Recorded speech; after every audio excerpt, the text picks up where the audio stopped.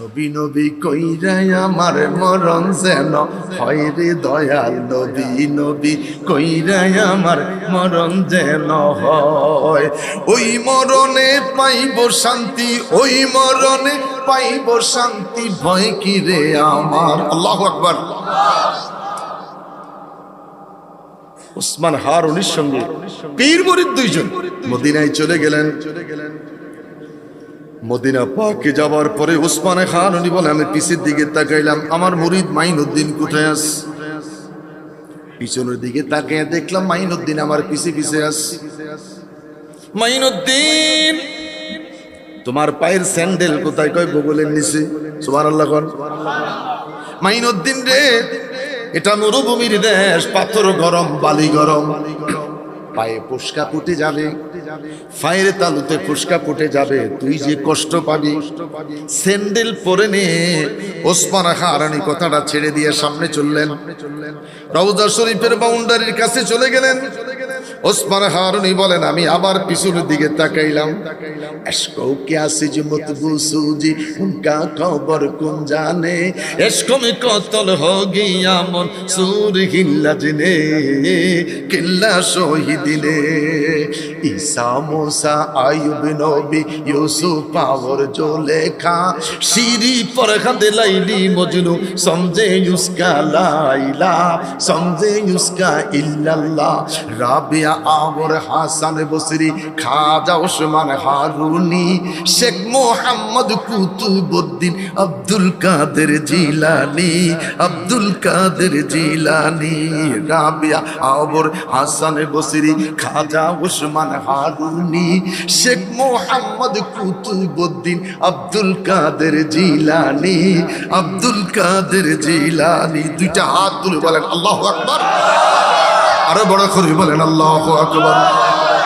উসমান হারুনি আবার পিছনের দিকে তাকাইলেন। মাইনুদ্দিন, মাইনুদ্দিন রে মাইনুদ্দিন, এখনো বুঝি পায়ে স্যান্ডেল লাগাইলি না? তোর পাওটা জ্বলবে, ফুসকা ফুটবে, তুই বড় কষ্ট পাবি। মাইনুদ্দিন চোখে পানি ছেড়ে বলে, হুজুর,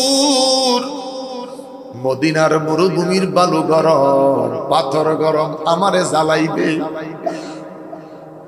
কি জ্বালাইব? আমি তো মুর্শিদের প্রেমের আগুনে আগেই জইলা আঙ্গার হইয়া রইছি। আসতে বলেন, দুইটা হাত তুলে বলেন, আরো বড় করে বলেন আল্লাহু আকবার। ইত্তেবাই ফির আসেনি মানুষ, কথা বলেন না কেন? তো দরকার তো ইত্তেবাই ফিরের ওয়াজ করা। 37 আর 78 বছর কি ওয়াজ শুনলেন? আমার তরিকতের পাগল বাবারা, পীরের জন্য পাগল হও। পীর ঘুমাই, তুমি দাঁড়িয়ে থাকো, দেখবা তাহাজ্জুদের সময় ডাক দিয়া কয় ফানি ল। তুই মনে মনে কইবি, হুজুর তো ঘুমাইলো, কেমনে আমার কয় ফানি ল। পীর ঘুমাই এক রুমে, মুরিদ ঘুমাই আরেক রুমে। আসেনি? ইচ্ছা মতন বিড়ি বিড়ি খায়। বিড়ি খেয়ে ফিরে আসেনি? কষ্ট পাইছেন? তো বিড়ি ফানির মধ্যে ফু দিলে বিড়ির গন্ধ হয় না পানির গন্ধ হয়? তো যেই ফিরের কাছে তাকওয়া নাই, তার কাছে কি পাইবেন বলেন? কষ্ট পাইছেন? কথাটা কি কষ্ট পাইছেন? দুইটা দিয়ে ফালাই দেয়, আরোগ্য মুখের মধ্যে লাগাই দেয়। সেদিন দেখলাম ফেসবুকে, দেখছিনি তোমরা? ওকে দুইটা দিয়ে ফালাই দেয়, নিজের কিন্তু টোকাই কা মা, এটার মধ্যে কত এটার মধ্যে আছে। উনি 3 টান দিয়ে ফালাই দেয়, নিচের গুণে টানি টানি খায়, আর আবার দুগে আছে আর ওকে জ্বালাই দেয়। তো জ্বালাই দেয় তো তার ব্যাক কর, তুই 1 টান খালি কিনলে আছে। এই ফিরের কাছে তাকওয়া আছে? কথা বলেন, আমরা কি এদের পক্ষে আছি? জোরে বলুন, আমরা কি এদের পক্ষে আছি? যার নামাজ নাই, রোজা নাই, খোদার বন্দেগী নাই, এ কোনদিন পীর হতে পারে? জোরে বলেন, পীর হতে পারে না। একজন মাযহাবের ইমাম মদিনা পাকে গেলেন, অর্থ শেষ। মসজিদে নববীর ইমামকে ডেকে বললেন, হুজুর দেশে তো আমার অর্থটা পুরাইয়া গেছে। মসজিদ নববীর ইমাম ডেকে বললেন, বাবুস সালাম গেইটে একটা মুরব্বী আছে, ওনার সাথে একটু পরামর্শ করেন। বাবুস সালাম গেইটে গিয়া দেখে বয়স্ক মুরব্বীটা নামাজ পড়তেছে।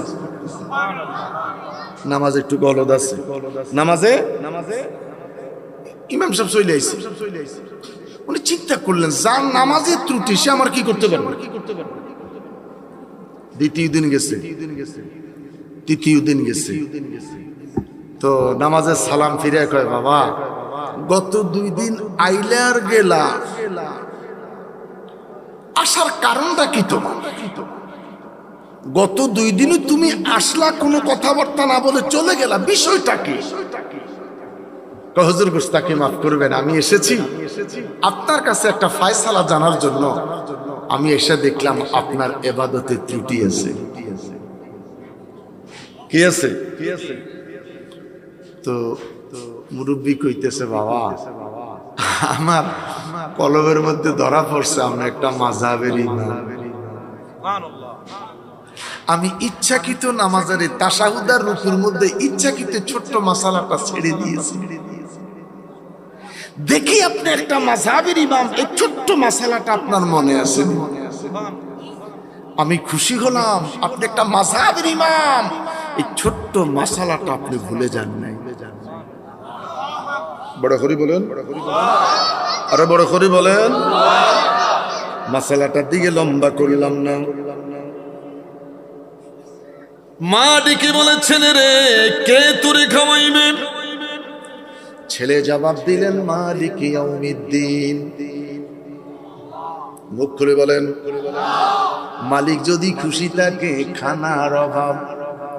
কোথায় নোয়াখালী বাড়ি, কোথায় নারায়ণগঞ্জে ঘুমায়। এখানের মানুষ চিনল। ছেলে ডেকে বলে, মা আমাগো আমি যাচ্ছি গো মা, কোনো অর্থের প্রয়োজন নাই, টাকা পয়সা চাই না মা, 2টি জিনিস আমি তোমার কাছে চাই গো মা। আমার বাবা প্রতিদিন কোরআন শরীফ তেলাওয়াত করে, আল্লাহু আকবার বলেন। আমার বাবা প্রতিদিন কোরআন শরীফ তেলাওয়াত করে। আফজালুল ইবাদাতি তিলাওয়াতুল কোরআন। আমার বাবার তেলাওয়াত করা কোরআন শরীফটা আমাকে দিও। আমার বাবার হাতে আংটি, আমার বাবার হাতের আংটি থেকে একটা আংটি আল্লাহর হস্তে আমারে হাদিয়ে দিবে। কোন টাকা চাইলেন না, অর্থ চাইলেন না, কিছুই চাইলেন না, কোরআন শরীফ আর আংটি লইয়া একবার সামনে যায়, আবার ফিরে ফিরে মায়ের দিকে। মা ডেকে বলে, আল্লাহ আমার সন্তানরে ভালো রাইখো, ফিরাইয়ে দিও। ছেলে ডেকে বলে, মারে মা, মা আমার জন্য দোয়া করছো, বড় খুশি হলাম রে। মৃত্যু কার কখন আমরা কেউ জানি না। ভূমিকম্পে কত মানুষ মরে গেল, ফেসবুক গরম, পত্রিকা গরম, এর চাইতে নাকি আরো বড় ধরনের ভূমিকম্প বাংলাদেশে হবে। আমাদের অবস্থা জানে কি হয়। আবার কিছু কিছু ভাইয়েরা কয় আমরা ভূমিকম্পের বিরুদ্ধে আমরা ব্যবস্থা নিব। খোদার সঙ্গে যুদ্ধের ঘোষণা দিল।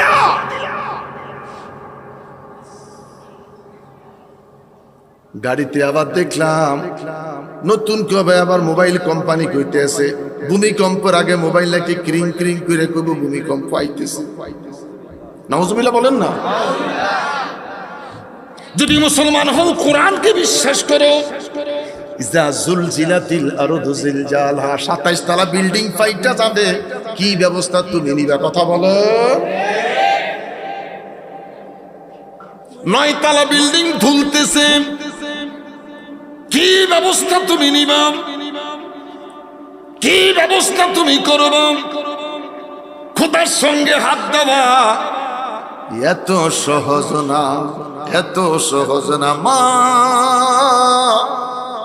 যদি বেঁচে থাকি দেখা হবে রে মা, যদি মরে যাই হাসরে দেখা হবে, আল্লাহর জান্নাতে মিলন হবে।